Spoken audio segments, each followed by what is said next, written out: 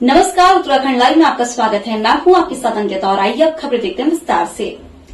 मुख्यमंत्री पुष्कर सिंह धामी आज एक दिवसीय दौरे पर चंपावत पहुंचे। इस दौरान उन्होंने विभिन्न विकास योजना की घोषणा करने के साथ ही जनसभा को संबोधित किया। चंपावत में उपचुनाव घोषित होने के बाद मुख्यमंत्री के क्षेत्र में यह पहली जनसभा थी। उन्होंने कहा कि वह चंपावत जिले के विकास के लिए हर संभव प्रयास करेंगे और जो काम पूर्व विधायक द्वारा शुरू किया गया था उसे पूरा किया जाएगा। उन्होंने कहा कि जो क्षेत्र विकास की धुरी से छूट गए हैं उन क्षेत्रों को डेवलप किया जाएगा। तरफ से आया था कि मुझे यहाँ से चुनाव में खड़ा होना, इस चीज़ का प्रतिनिधित्व करना है। मैं उसके लिए उनका बहुत आभारी हूँ। मैं इस क्षेत्र की दिलों जनता का बहुत आभारी हूँ क्योंकि मेरा बचपन इस क्षेत्र में बीता है। और जो हमारी यहाँ की मूलभूत सुविधाएं हैं, स्वास्थ्य है, शिक्षा है, उसमें हम बहुत तेज गति के साथ काम कर रहे हैं। उसकी गति और बढ़े, ये अपने आप में सौभाग्य हुआ कि हम लोगों का सौभाग्य है कि हमको हमारी लोकसभा क्षेत्र के अंतर्गत चंपावत में माननीय मुख्यमंत्री जी हमारे क्षेत्र से नेतृत्व करेंगे।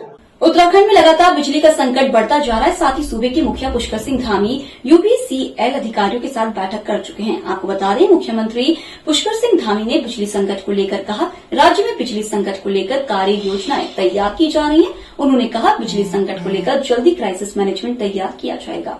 योजना बनाई है और आपने देखा होगा कि अगले एक हफ्ते के लिए हमने इसमें कार्य योजना तैयार कर ली है और आगे भी हम कोशिश कर रहे हैं कि हमारे यहाँ पर जो इस प्रकार का संकट आया है उसका हम क्राइसिस मैनेजमेंट करें और रास्ता निकालें।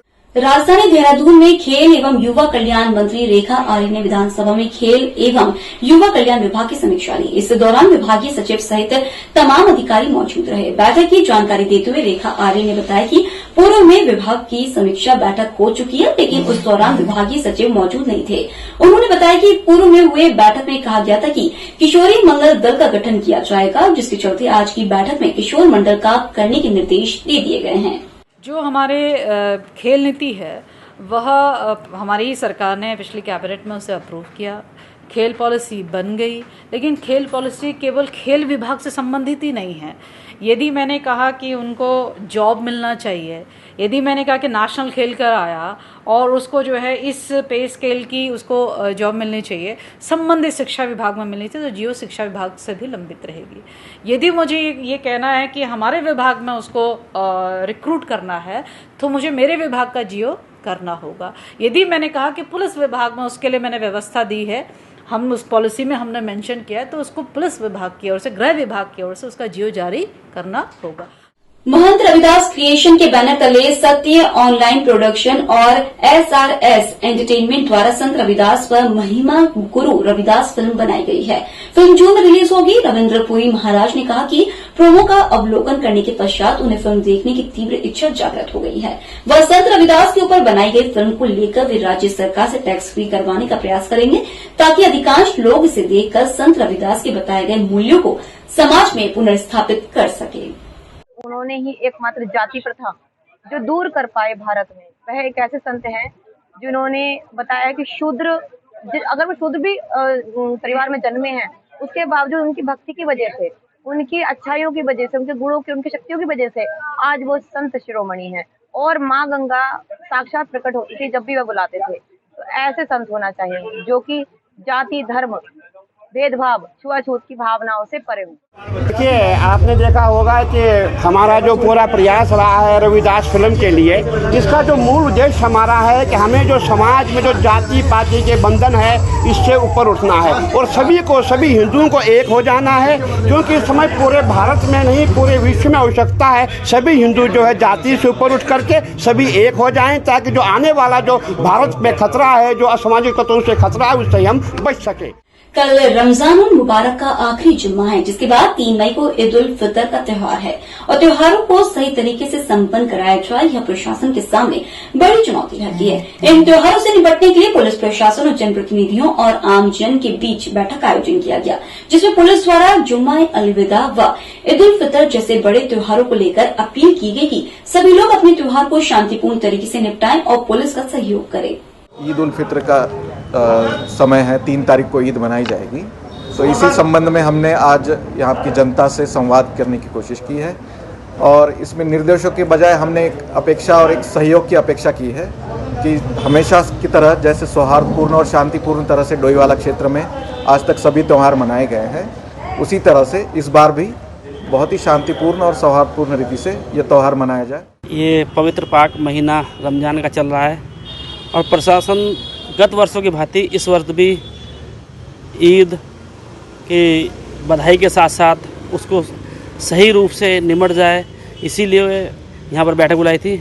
मैं अपने जो IPS अधिकारी चंद्रशेखर जी है उनका धन्यवाद दूंगा कि उनके द्वारा हमारे अल्पसंख्यक समाज के लोगों को ये कहा गया कि आपको कोई भी दिक्कत परेशानी हो 24 घंटे हमारे दरवाजे खुले हैं। मैं सर्वप्रथम तो ये कहना चाहूँगा कि जो 3 तारीख को हमारा ईद उल फित्र का जो त्यौहार है वो मनाया जाएगा और उसमें पुलिस के द्वारा हमें पूर्ण रूप से आश्वासन दिया गया है कि हम इसमें व्यवस्था बनाए रखेंगे। और मैं सबसे ये अपील करता हूँ कि जो अपनी आम जनता से भी ये अपील करता हूँ कि जो इस त्यौहार को जो है शांतिपूर्ण तरीके से मनाएं और एक जो व्यवस्था जो बनाई जाएगी उसका पालन करें। लगातार बढ़ते कोरोना संक्रमण के मामलों में हो रही बढ़ोतरी के मद्देनजर संक्रमण की रोकथाम के लिए उप जिलाधिकारी कार्यालय में एक बैठक का आयोजन किया गया, जिसमें तय किया गया कि नगर पालिका परिषद मसूरी, पुलिस प्रशासन और स्थानीय प्रशासन द्वारा लोगों को मास्क लगाने के लिए जागरूक किया जाएगा। साथ ही जिन्होंने मास्क नहीं पहना है उनके खिलाफ जुर्माना भी वसूला जाएगा। और कुछ सैंपलिंग अभी की गई है तो कुछ लोग पॉजिटिव साइड मिले हैं, तो इसको देखते हुए माननीय जिलाधिकारी महोदय ने अब सार्वजनिक स्थलों पर या जब भी आप घर से बाहर निकलें भीड़ भाड़ वाले स्थलों पर मास्क अनिवार्य रूप से लगाने के निर्देश दिए गए हैं और उसको न लगाए जाने पर 500 रुपये से लेकर 1000 रुपये तक जुर्माना का प्रोविज़न किया है। क्योंकि मसूरी हमारा एक पर्यटन नगरी है, यहाँ पर बहुत भारी संख्या में बाहर दिल्ली NCR के क्षेत्र के लोग यहाँ पर आते हैं, उस एरिया में संक्रमण थोड़ा ज़्यादा है। उसको देखते हुए प्रिकॉशनरी ये अभी मास्क की व्यवस्था सख्ती से लागू कराई जा रही है। उसके संबंध में मैंने आज डॉक्टर साहब से, नगर पालिका से, पुलिस से, इन सब से एक मीटिंग की और जिस पर हम इस मास्क की जो एनफोर्समेंट है इस कार्रवाई को बढ़ाएंगे। कांग्रेस पार्टी के पूर्व अध्यक्ष वरिष्ठ नेता राहुल गांधी की मंशानुसार युवाओं की राजनीति में भागीदारी को सुनिश्चित करने के लिए भारतीय युवा कांग्रेस यंग इंडिया के बोल भाषण प्रतियोगिता सीजन 2 26 मार्च 2022 को राष्ट्रीय स्तर पर लॉन्च कर चुकी है। इस भाषण प्रतियोगिता को जिला स्तर पर लॉन्च करने के लिए प्रदेश प्रवक्ताओं को जिलों का प्रभार सौंपा गया है, जो जिले और विधानसभा में जाकर यंग इंडिया के बोल को जिले स्तर पर लॉन्च करेंगे और इसका क्रियान्वयन करेंगे। इससे पहले सीज़न 1 कंप्लीट हो चुका है और अब सीज़न 2 की तैयारी चल रही है। इससे पहले PC की गई थी जिसके अंतर्गत प्रदेश स्तर पे इसको लॉन्च किया गया था और मुझे जिला देहरादून का प्रभारी नियुक्त किया गया। तो इसी को देखते हुए मेरे द्वारा जो PC आज की गई है इसमें हमने सीज़न 2 विधानसभा एवं जिला स्तर पे लॉन्च कर दिया गया है और मैं आपके चैनल के माध्यम से प्रत्येक देहरादून के युवाओं को बताता हूँ एवं उनको रिक्वेस्ट करता हूँ कि इसमें आप ज़्यादा से ज़्यादा भागीदारी लीजिए और हमारे द्वारा एक लिंक भी प्रोवाइड करवा दिया गया है। कुछ दिनों के अंतर्गत प्रभारी होने के नाते मैं जिला देहरादून के अंदर एक नंबर भी लॉन्च कर दूंगा जिसके तहत आप व्हाट्सएप पे मिस कॉल करके या ऑन रिकॉर्ड मिस कॉल करके आप उसमें हमारी इसकी सदस्यता ले सकते हैं। फिलहाल इस बुलेटिन तक आप बने रहिए EMS टीवी के साथ। नमस्कार।